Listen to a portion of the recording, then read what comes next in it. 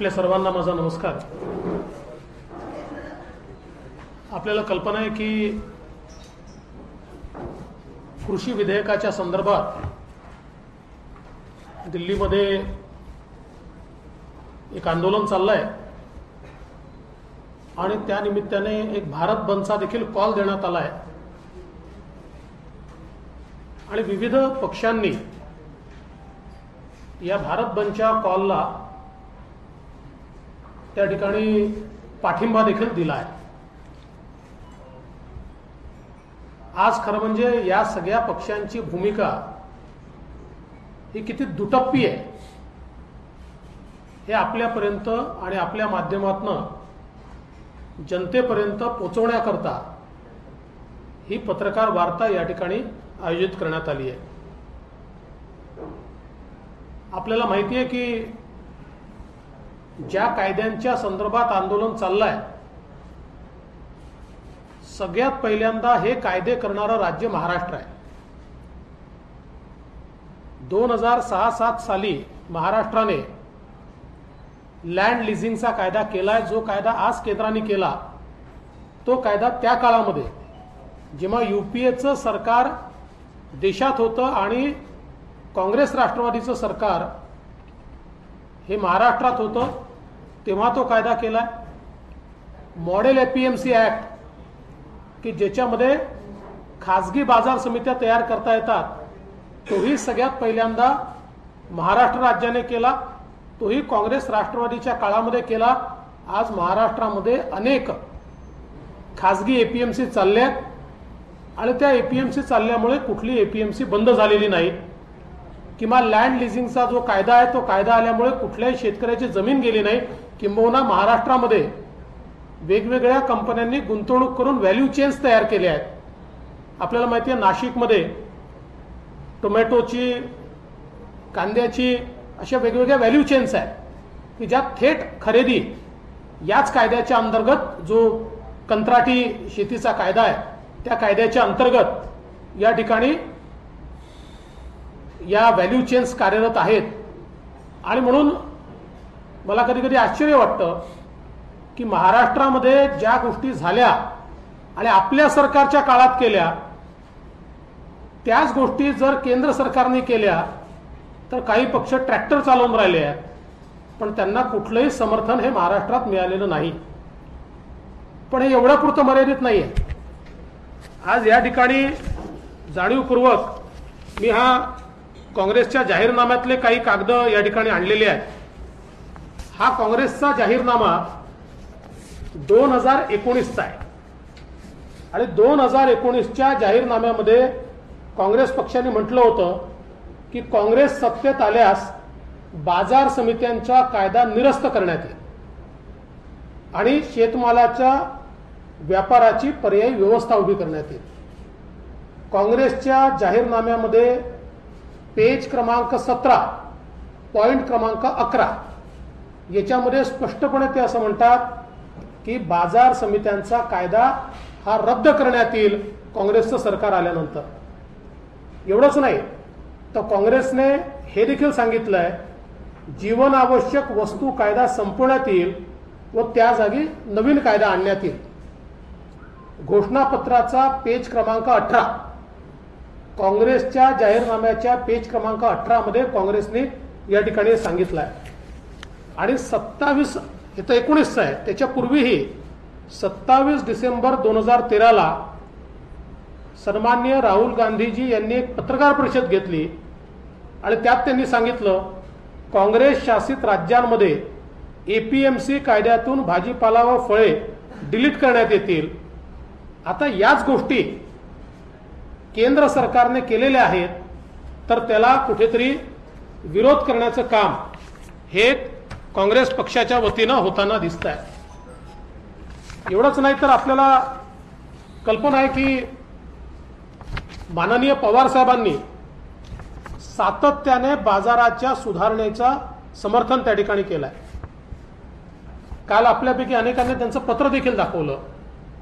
ज्यावेळी पवार साहेब हे केंद्र सरकारमध्ये मंत्री होते त्यावेळी टास्क फोर्स तयार करून त्या टास्क फोर्सनी नेमक्या या सुधारणा सांगितल्या होत्या आणि 2010 आणि 2011 म्हणजे ऑगस्ट 2010 आणि नोव्हेंबर 2011ला सर्व राज्यांच्या मुख्यमंत्र्यांना पवार साहेबांनी पत्र पाठवून त्यामध्ये बाजारपेठेत सुधारणा करण्याकरता खासगी गुंतवणूक कशी महत्वाची आहे आणि ती व्यवस्था कशी उभी केली पाहिजे असं त्या पत्रात स्पष्ट नमूद केलं होतं.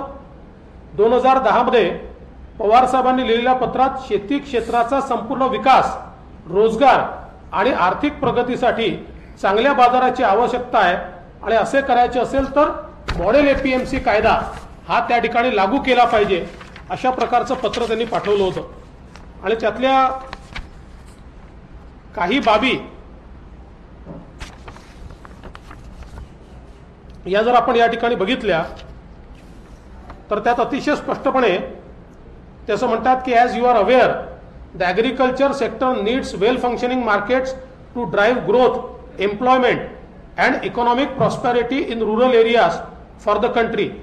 दिस requires huge investment in marketing infrastructure including cold chain, and for this private sector participation is essential, for which an appropriate regulatory and policy environment needs to be in place. मोठं पत्र आहे पण मी ते पूर्ण वाचत नाही, पण हे पत्र सगळ्या मुख्यमंत्र्यांना माननीय पवार साहेबांनी पाठवलं आहे 11 ऑगस्ट 2010ला. आणि हे काही 100 पानी पत्र नाही, सिंगल पानाचं पत्र आहे, एका पानाचं. त्याच्यानंतर पवार साहेबांनी नोव्हेंबर 2010ला पाठवलेलं पत्र आहे. याच्यामध्ये ते म्हणतात you will undoubtedly agree that the agriculture sector needs well functioning markets to drive inclusive growth, employment and economic prosperity in rural areas of the country. This requires investments in post harvest and marketing infrastructure including cold chain logistics from farm gate to the consumer. The private sector needs to play an important role in this regard. The appropriate regulatory and policy environment therefore needs to be in place for this purpose. म्हणजे अतिशय स्पष्टपणे हे पत्र स्वतः पवार साहेबांनी या ठिकाणी लिहिलेले आहे. एवढंच नाही तर पवार साहेबांचं जे एक आत्मचरित्र प्रसिद्ध झालं आहे त्याच्यातला एक उतारा मी जाणीवपूर्वक या ठिकाणी वाचून दाखवू इच्छितो की ज्यात ते असं म्हणतात, शेतकऱ्याला आपला माल कुठेही नेऊन विकता यायला हवा यासाठी कृषी उत्पन्न बाजार समित्यांची मक्तेदारी मोडीत काढावी लागणार होती. यासाठी शेतकऱ्याने पिकवलेला माल त्याने कृषी उत्पन्न बाजार समितीतच विकायला हवा हा कायदा त्या मार्गातला अडथळा होता.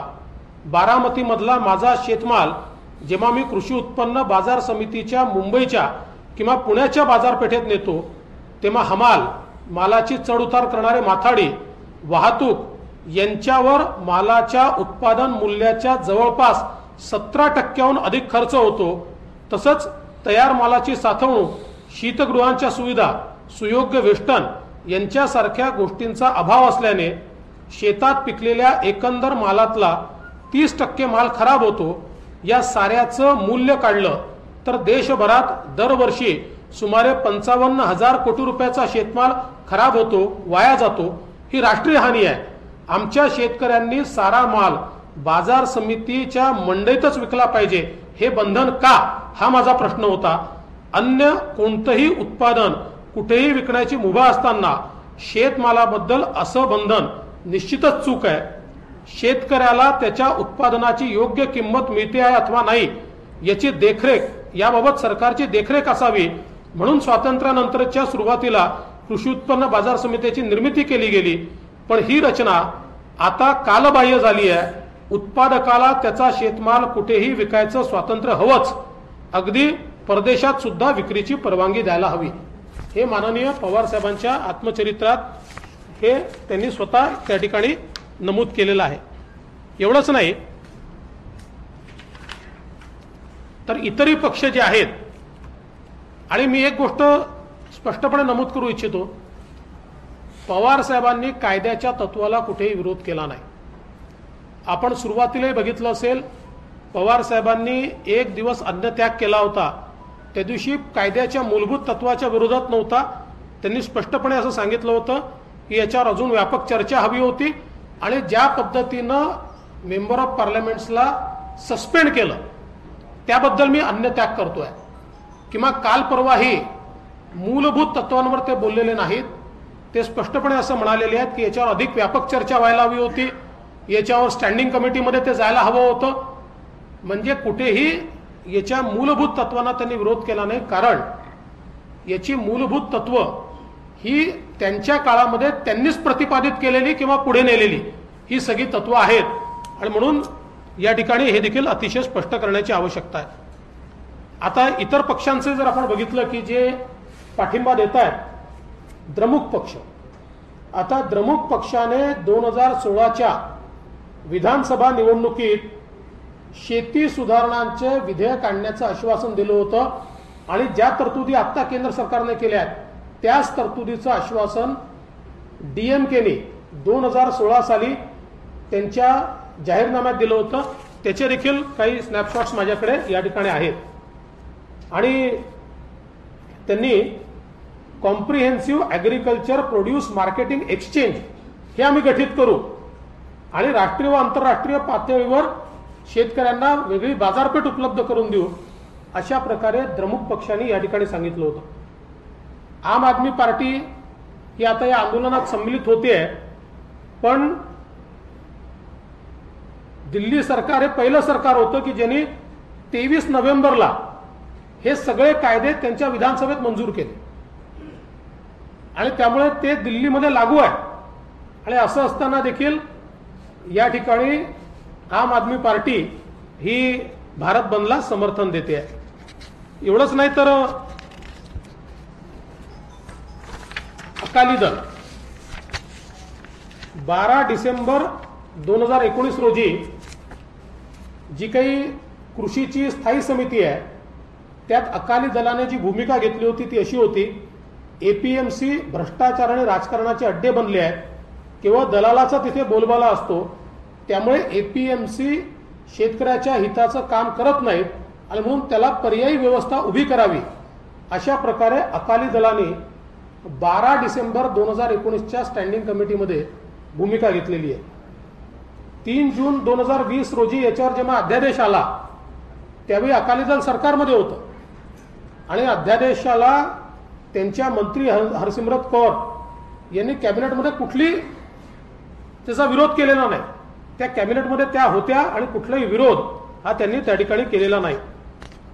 समाजवादी पार्टी 12 डिसेंबर 2019 रोजी स्थायी समितीची बैठक झाली. त्या बैठकीत स्वतः मुलायमसिंग यादवजींनी एपीएमसीवर कडाडून टीका करत कशा प्रकारे आत्ताच्या स्ट्रक्चरने शेतकऱ्याचं नुकसान होत आहे आणि त्यामुळे पर्यायी व्यवस्था उभ्या केल्या पाहिजेत, अशा प्रकारचा मुद्दा हा स्वतः मुलायमसिंग यादवजींनी मांडला होता.